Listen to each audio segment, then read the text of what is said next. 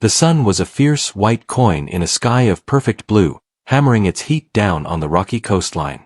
Leo, a tourist with a worn backpack and a guidebook already warping from his sweat, paused on the rough path to wipe his brow. The official trail had ended a kilometer back, marked by a polite sign warning of unstable ground. But a local tending a small lemon grove had shrugged and pointed towards a jagged outcrop further east. "There is a view there," the old man had said, his eyes crinkling. "A secret one. For those who do not mind tight spaces." Leo, fueled by a young man's desire to find something not listed in his book, had thanked him and ventured off the safe path. Now, scrambling over sun-baked stones, he wondered if the view was worth the effort. The air smelled of salt, hot stone, and wild thyme. He reached the outcrop, a forbidding wall of gray limestone that plunged into the turquoise sea below. Just as he was about to turn back, a darker slash in the rock caught his eye. It was not a cave, not really. It was a crack, a narrow fissure where the cliff face had split. It was perhaps wide enough for a man to sidle through, but it looked deep and unwelcoming. The opening was partially obscured by a hardy, thorny bush. The secret view must be inside, he reasoned. Perhaps it opened onto a hidden cove. Pushing the prickly branches aside, Leo turned his shoulders and edged into the fissure. The world went from blinding light to cool, damp shadow in 2 steps. The temperature dropped sharply. The only sounds were the distant sigh of the waves and the drip of water somewhere in the darkness ahead. He pulled a small flashlight from his backpack, its beam cutting a shaky path through the gloom. The passage was not long, but it was claustrophobic. The rough walls, cold and wet to the touch, pressed in on him from both sides. He had to exhale fully to shuffle forward. For a moment, a spike of panic, cold and sharp, touched his heart. What if the rock shifted? What if he got stuck?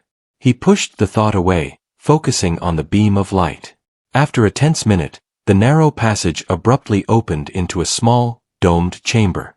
It was no larger than a modest room. His flashlight beam swept across it, revealing smooth walls carved not by nature but by tools. This was not a natural cave. The air here was still and carried a strange metallic scent underneath the damp stone. The view was not of the sea. Instead, the chamber held a single, stark object. In the very center, resting on a flat stone that seemed to be a kind of pedestal, was a container. It was a box about the size of a small suitcase, but its shape was unusual. It was not square but slightly elongated, with rounded corners. It was made of a material that his light could not define. It was not wood, nor was it any metal he recognized. It looked dull, like tarnished lead, but it had no seams, no hinges, no visible lock. It was perfectly smooth, and it seemed to absorb the light from his flashlight rather than reflect it. There was a faint, almost imperceptible hum in the air that he felt in his teeth more than heard. Leo stood frozen, his earlier thoughts of panoramic views forgotten. This was no tourist spot. This felt like a discovery. His heart began to thump a steady, excited rhythm against his ribs. Was it treasure? Archaeological finds? He thought of pirate legends, of hidden relics. He took a cautious step forward, then another, the beam of his light fixed on the strange box. As he drew closer, he saw that the floor around the pedestal was not bare stone. Delicate patterns were etched into the rock, circles within circles, interlocking lines that looked mathematical, and symbols that belonged to no alphabet he had ever seen. They seemed to pulse faintly under his light, a trick of the eyes. The air grew thicker, the metallic smell stronger. He reached the pedestal. The container was just within arm's reach. It was cooler than the air around it. He glanced around the empty chamber once more, a part of him expecting someone, or something, to be watching. There was only the darkness, the drip of water, and the silent box. Curiosity, a force far stronger than caution, won. He had to know. He had come all this way. He slipped his backpack off and set it on the ground. Taking a deep breath of the cool, odd-smelling air, he reached out both hands towards the container. His fingers hovered for a second over its smooth, seamless surface. There was no lid to lift. But as his fingertips made contact with the material, it was neither cold nor warm. It was simply there, with a strange, neutral density. Then, under his touch, the surface of the container changed. Where his hands rested, the dull material began to glow with a soft, internal blue light. Lines of light spread from his fingertips, racing across the surface like veins, tracing the outline of a hidden panel. Leo jerked his hands back, but it was too late. The process had started. With a sound like a long-held breath being released, a seam appeared around the top of the container. There was no click, no mechanical movement. The top simply became separate from the base. A pale, mist-like vapor, cold and carrying a scent like ozone and old stone, seeped from the new opening and pooled on the floor of the cave. His mouth went dry. The logical part of his brain screamed at him to run, to leave this place and its unnatural box. But his feet were rooted to the spot. His eyes were locked on the opening. Slowly, carefully, he leaned forward. He directed the trembling beam of his flashlight into the open container. The inside was lined with a material that looked like dark velvet, but it was not fabric. Nestled within this lining were objects. Not gold coins, not jewels. The first thing he saw was a bundle of yellowed papers, tied with a black cord. Next to it lay a small, ornate compass made of brass and glass, but its needle was still, pointing not north but fixed towards the chamber's entrance. There was a smooth, gray stone with a hole through its center, and a sealed glass vial containing a dark, viscous liquid. And then his light fell on the final object, resting in the very center. It was a photograph. A modern, color photograph, crisp and clear, utterly out of place among the other aged items. It showed a smiling family of three, a man, a woman, and a young girl, standing in front of a familiar landmark, the very tourist pier in the main town where Leo had eaten lunch just yesterday. They looked happy, normal. But it was the man in the photograph that made Leo's breath catch in his throat. He knew that face. He had seen it just hours ago. It was the old man from the lemon grove. The one who had pointed him to this cave. But in the photo, he was decades younger, his face unlined, his hair dark, his arm around the woman and child. A cold wave of confusion washed over him. How? Why was this here? His eyes, wide with disbelief, scanned the happy scene. And then they drifted to the bottom corner of the photograph, to the date printed in white numbers by the old film developer. The date was tomorrow's date. A jolt, pure and electric, shot through Leo's body. The flashlight slipped from his numb fingers, clattering on the stone floor, its beams spinning wildly, throwing lunatic shadows across the ancient walls. The world seemed to tilt. The comfortable reality of his vacation, the sun, the sea, the guidebook, shattered into 1,000 pieces. All the warmth drained from his body, rushing towards his feet, leaving him icy and hollow. Leo stared, unblinking, into the open container. The color fled from his face, leaving his skin a pale, sickly white in the chaotic dance of the fallen light. He did not move. He could not move. The only sound was the frantic pounding of his own heart, echoing in the silent, secret chamber. For a long moment, Leo existed only as a pair of eyes staring at a photograph that should not exist. Time in the chamber seemed to slow, thickened by the cold mist still curling from the open container. The frantic beam of the fallen flashlight had settled, pointing at the wall and casting a dim, unwavering glow. The silence was absolute, broken only by the slow, deafening drum of blood in his own ears. His mind was a riot of static. Tomorrow's date. The man from the grove, young and smiling. The impossible, crisp modernity of the picture amidst the ancient, sealed box. Each thought was a piece of a puzzle that formed a picture his brain refused to accept. A prank. It had to be an elaborate, cruel prank. Someone had followed him, planted this. But the sealed container? The unnatural material. The way it had opened only for him? A shudder, deep and visceral, finally unlocked his muscles. He took a gasping breath, the chilled metallic air scraping his throat. He had to get out. He had to get into the sun, back to the world of lemon groves and guidebooks and logical things. He stumbled backward, his legs feeling like water, and his shoulder connected hard with the rough cave wall. The pain was sharp, real, and it grounded him. He could not leave it. He could not just walk away from this. His eyes were dragged back to the container, to the ghostly image of a family that held a secret he did not understand. Swallowing hard, his throat clicking with dryness, he forced himself forward. He knelt on the cold stone, ignoring the dampness seeping through his trousers. With a trembling hand, he reached into the box. His fingers bypassed the photograph. It felt too dangerous to touch. Instead, he picked up the bundle of papers tied with the black cord. It was not paper as he knew it. It was a thick, fibrous parchment, tough and smooth. The cord was not string or leather. It was a single, seamless loop that tightened and loosened as if alive, unknotting itself at his touch. He laid the pages in the pool of light from his flashlight. The script was the same as the symbols on the floor, elegant, swirling, utterly alien. But as he focused on the first page, a strange thing happened. The symbols seemed to swim before his eyes. They did not change, but his perception of them did.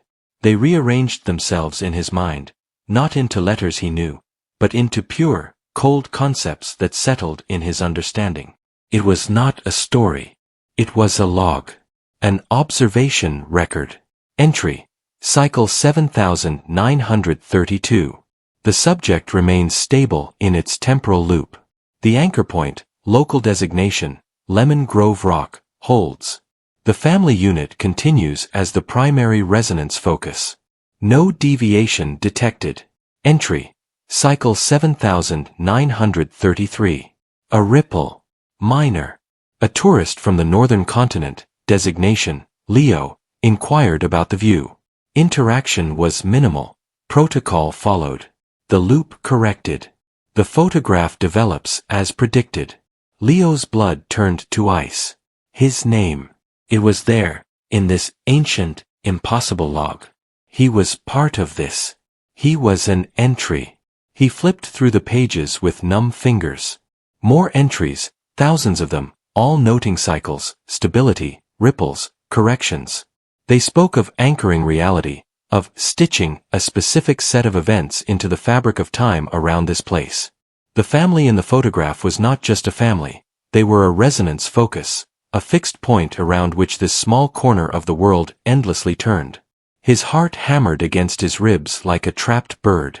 He looked at the other objects. The compass. He picked it up. Its brass case was icy. The glass was flawless.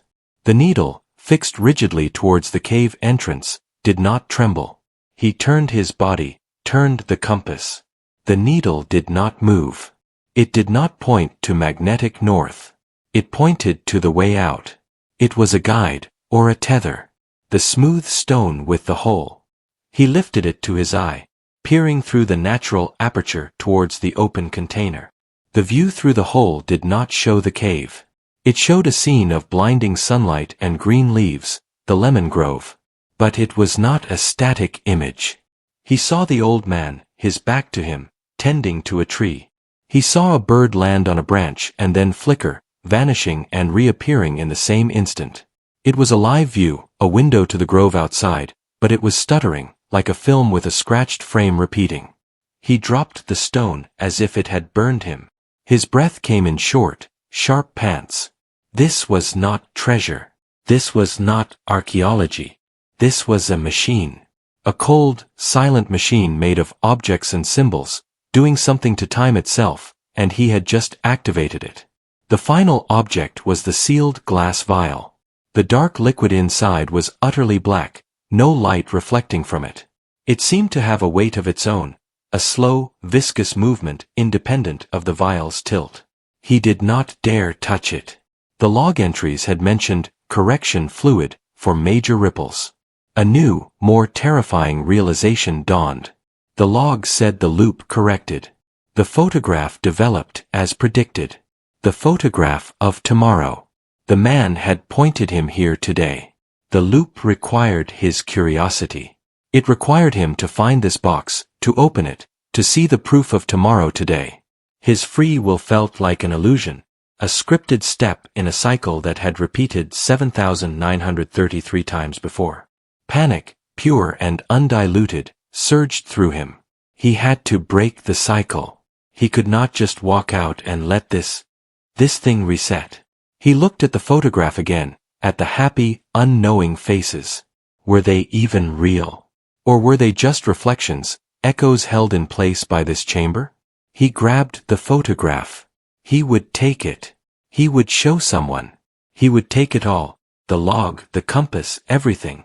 He would smash the box.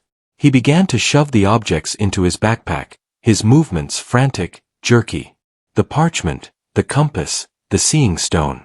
He hesitated at the vial, then left it. He took the photograph last, unable to look at the date. As he placed the last item in his pack and zipped it shut, the chamber changed. The faint hum he had felt in his teeth rose in pitch, becoming an audible, low whine. The blue veins of light on the container flared brightly, then began to pulse. The mist from the box thickened, boiling out and curling around his ankles, cold as a winter river. The symbols etched into the floor around the pedestal began to glow with the same fierce blue light. The light did not illuminate, it consumed shadow, making the edges of the room stark and unreal. The whine built to a resonant frequency that vibrated in his bones. The container was repairing itself, correcting the ripple. He was the ripple. Leo slung his backpack over one shoulder and scrambled to his feet. He had to go. Now. He snatched up his flashlight and turned towards the narrow fissure, the only exit. The beam of his light hit the entrance. The fissure was gone. In its place was a solid wall of seamless, dark rock, etched with the same glowing, pulsating symbols that covered the floor. The way out had sealed shut. He was trapped. The machine, the loop, whatever it was, had sealed him inside with its heart. The whine reached a crescendo, and the blue light from the floor surged upwards, painting the entire chamber in a cold, alien radiance. In that light, Leo turned, his back against the new wall, his pack heavy with impossible things. He was no longer just pale with shock. He was pale with the primal, understanding fear of a rabbit in a snare. He had tried to steal from a god he did not understand, and now the temple had locked its doors. The whining filled the chamber, a physical pressure against Leo's eardrums. The blue light emanating from the floor symbols was not light as he knew it. It cast no warm illumination, only a cold, clinical clarity that erased all gentle shadows. Every pore in the rough stone walls, every groove in the ancient etchings, stood out in stark, unforgiving detail. It was the light of a laboratory, of an examination room. Trapped.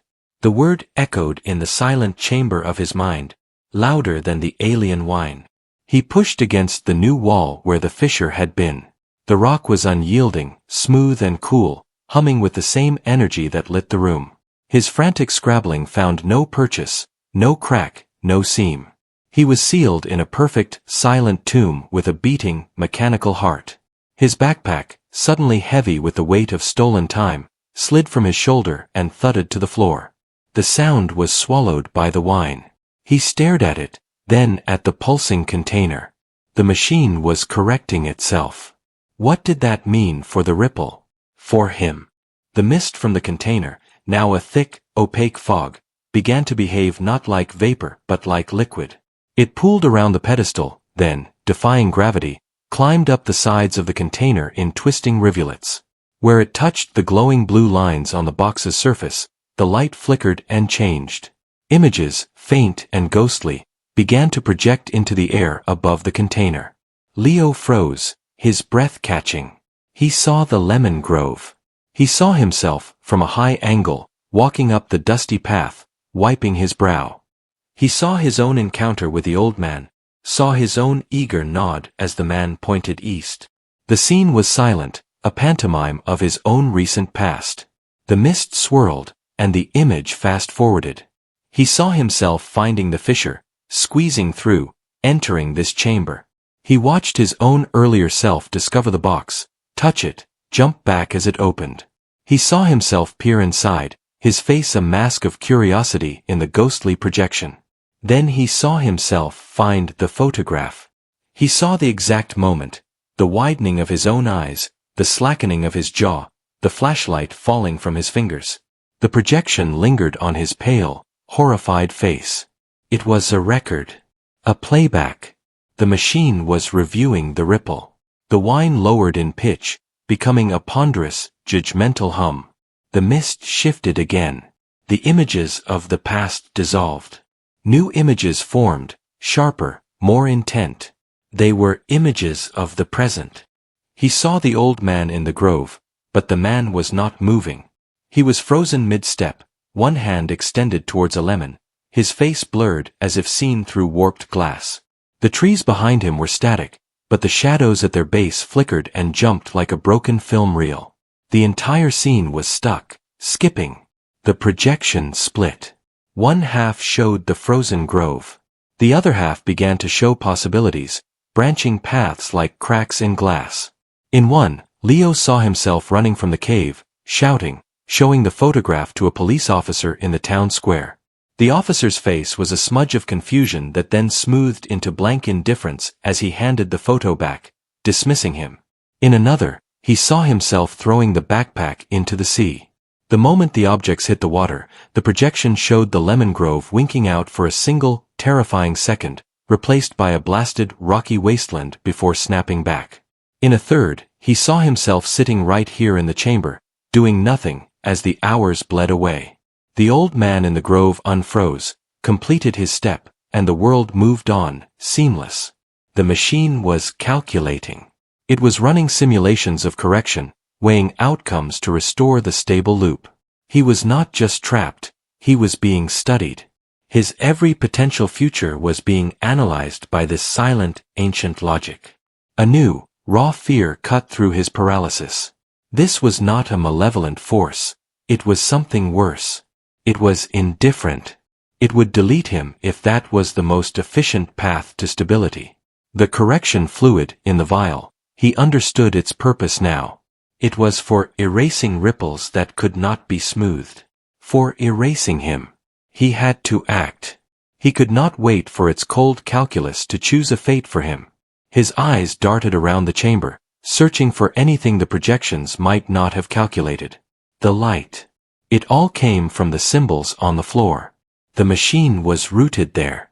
He dropped to his knees, ignoring the cold seeping through his clothes. He pulled the strange compass from his backpack. The needle remained rigidly fixed on the sealed wall, the concept of the exit, not the exit itself. Useless. He grabbed the seeing stone. Peering through the hole, he saw the frozen, flickering lemon grove. A live feed of a broken reality. Not a tool, just a monitor. Then his hand closed around the log, the fibrous parchment. The symbols swam, offering their cold knowledge. He forced himself to look, to understand. His eyes raced over the latest entry that had not been there before. The symbols formed the concept in his mind, ripple magnitude escalating. Subject has removed core artifacts. Containment initiated. Correction pathways processing. Probability of required deletion, rising. Deletion. The word was a spike of ice in his gut. He looked at the vial in the box, the black fluid seeming to stir as if sensing his attention. He would not let that be his end. If the machine was rooted in the floor symbols, then the floor was its source. He had no tools, no explosives. But he had the artifacts. They were part of the system. Perhaps they could break it. A desperate idea, born of pure instinct, formed. The machine used these objects to anchor its loop. What if he misused them? What if he broke their logic? He shoved the parchment log back into his pack. He took the compass in one hand and the seeing stone in the other. He crawled to the edge of the glowing symbols surrounding the pedestal. The hum was strongest here, vibrating the bones in his hands. The projection above the box flickered, focusing on him. It showed him raising the objects. It began to run a new simulation, 1,000 variations of him attacking the symbols. In every single one, the blue light flared, the mist coalesced into solid tendrils, and he was immobilized, neutralized before he could strike. The machine had already predicted his rebellion. He lowered his hands, his hope crumbling. It knew every move. He was thinking in straight lines, and it thought in infinite branching probabilities. Then he looked at the photograph, still tucked partly in his backpack. The happy family. The resonance focus. The anchor. The machine's entire purpose was to keep that moment, that family, in a perfect, repeating bubble. The old man had pointed him here not by chance, but because the loop required a tourist, a dose of external curiosity, to complete its cycle. He was a cog. But what if a cog refused its function? He didn't need to break the machine. He needed to confuse it. To give it a problem its cold logic couldn't solve. He stood up. He ignored the pulsing floor, the judging projection. He walked with slow, deliberate steps towards the pedestal and the open container. The mist curled around his legs. The projection showed a dozen versions of him reaching for the vial of correction fluid. It did not show what he did next. He reached past the vial. He picked up the photograph. He held it up before his own eyes, not looking at the family, but at the date. Tomorrow. He then turned and faced the area where the projection hung in the air, showing the frozen, flickering world outside. He took a deep, shuddering breath of the metallic air. "I believe you," Leo said, his voice hoarse but clear in the humming chamber. He spoke not to the air, but to the intelligence in the light, in the mist, in the stone. "I believe tomorrow will happen just as this picture shows. I won't run. I won't tell anyone. I will put everything back. I will walk out, and I will let the loop continue." The wine wavered. The projection of the branching futures flickered. A new set of simulations bloomed, showing him replacing the items, leaving the cave, the loop resetting perfectly. The probability of deletion plummeted in the scrolling, symbolic data he could sense but not read. It was working. He was feeding it the predictable outcome it desired. He took a step closer to the pedestal, making a show of gently placing the photograph back inside the container. He slowly, carefully, took the other items from his backpack, the log, the compass, the stone.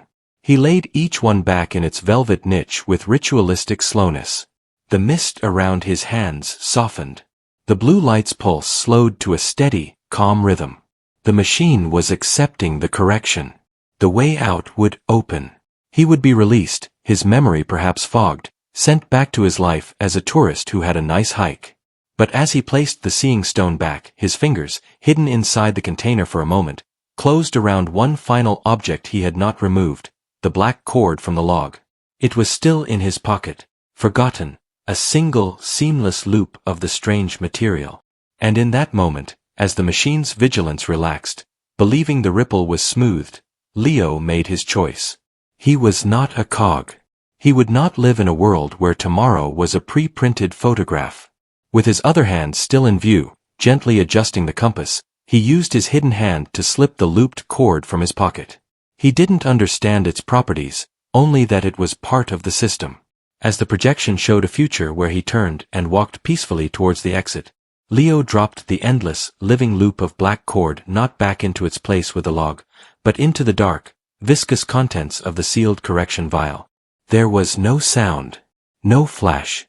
The effect was instantaneous and catastrophic for the machine's calm order. The vial did not break. The black fluid inside simply unraveled. It lost its form, spreading like ink in water, but this water was the glowing blue light of the chamber itself. The inky darkness shot through the light along the floor symbols, not erasing them, but tangling with them. The projections in the air shattered into meaningless static. The deep hum spiraled into a discordant, screeching feedback wail. The floor symbols flared in a violent battle of blue light and invading black threads. The solid wall behind him groaned.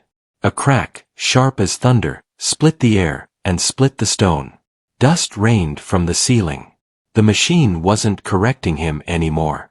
It was trying to correct a fundamental error within its own system. It was trying to process a paradox.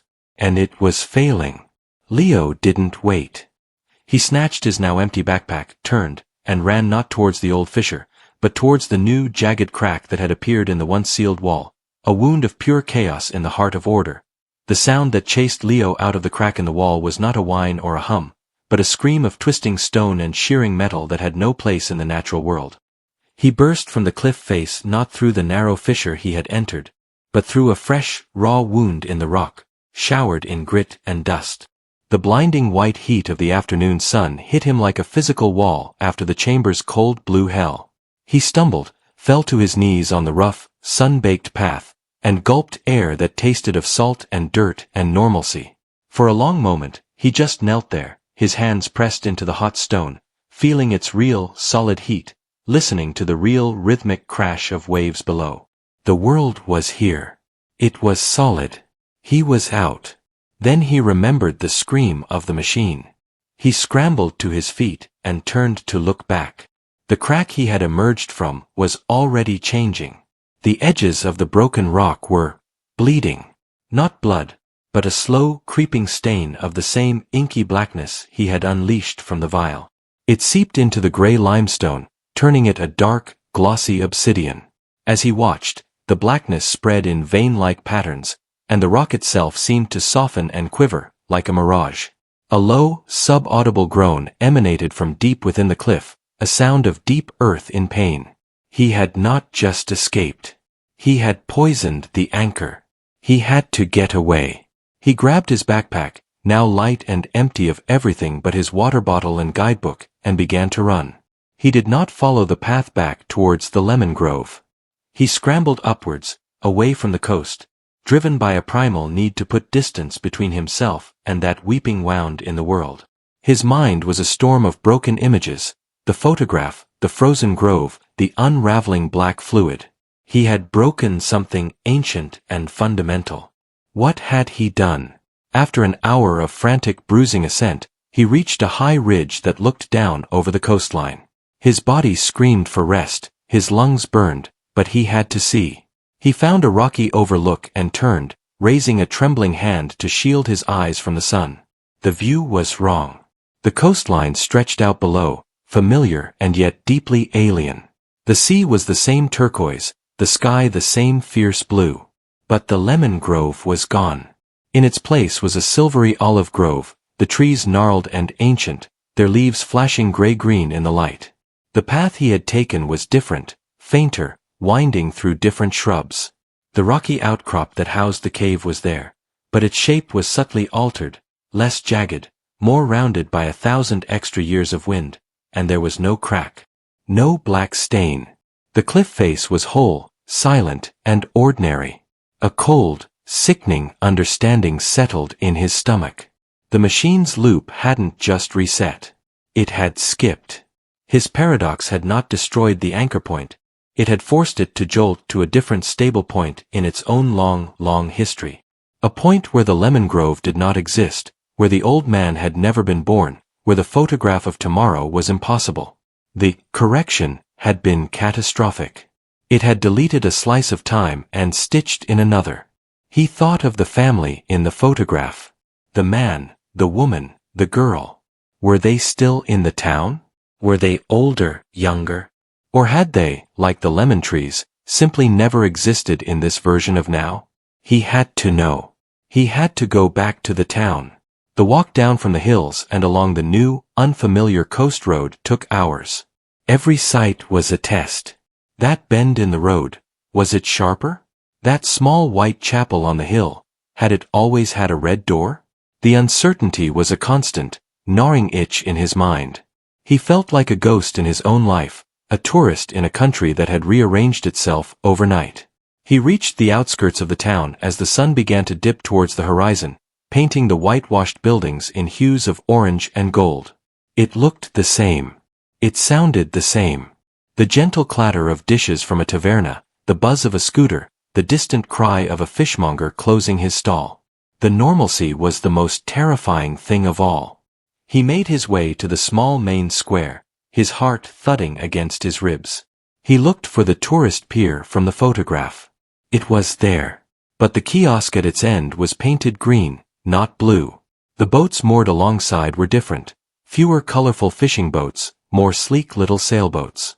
And then he saw him. Sitting at a small table outside a cafe, under a familiar vine-covered trellis, was an old man. He had a thick head of gray hair, not wispy white. His face was lined differently, the map of his years drawn from other joys, other sorrows. He was not tending a lemon grove. He was reading a newspaper and sipping a small glass of amber liquid. He was a different man living a different life.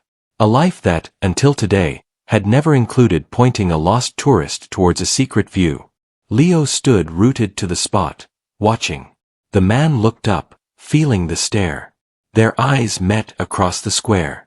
There was no flicker of recognition, no crinkle of a shared secret. There was only the polite, slightly curious gaze of an old man looking at a dusty, bewildered stranger. In that gaze, Leo found his answer. The loop was broken. The specific tomorrow in the photograph would never come. He had saved no one and destroyed nothing. He had simply changed the channel on a reality he never knew was a broadcast. The weight of it, the sheer, awesome loneliness of his knowledge, crashed down on him. He had no proof. The objects were gone, sealed back in a box anchored to a different moment. The photograph was a phantom. If he spoke of it, he would be a madman telling fairy tales. He was alone with a truth that could not be shared. The old man gave a small, indifferent nod and returned to his paper. Leo turned away. He walked slowly through the square, the sounds of the happy, unknowing town washing over him. He felt the last of the adrenaline leave his body, leaving him hollow and terribly tired. He was not pale with fear anymore. He was pale with a new, permanent understanding, the quiet horror of knowing the world is fragile, that history is not a solid chain but a weave, and that a single thread, pulled by a curious hand, can unravel a pattern forever. He found a small guest house on a quiet street. The woman at the desk greeted him with a warm smile, asking about his day. He told her he had gone for a long walk along the cliffs. He said the view was beautiful, but the path was confusing. He had gotten lost. "Ah," she said, handing him a heavy iron key. "Many of the old paths are overgrown now. Things change. It is best to stick to the maps." He took the key, its weight solid and real in his hand. "Yes," Leo said, his voice quiet but steady. "It is best to stick to the maps." He climbed the stairs to his room. He did not look out the window at the twilight settling over the altered town. He placed his empty backpack in the corner. He sat on the edge of the bed in the simple, clean room, and he waited for a tomorrow that was truly unknown, for the first time in 7,934 cycles.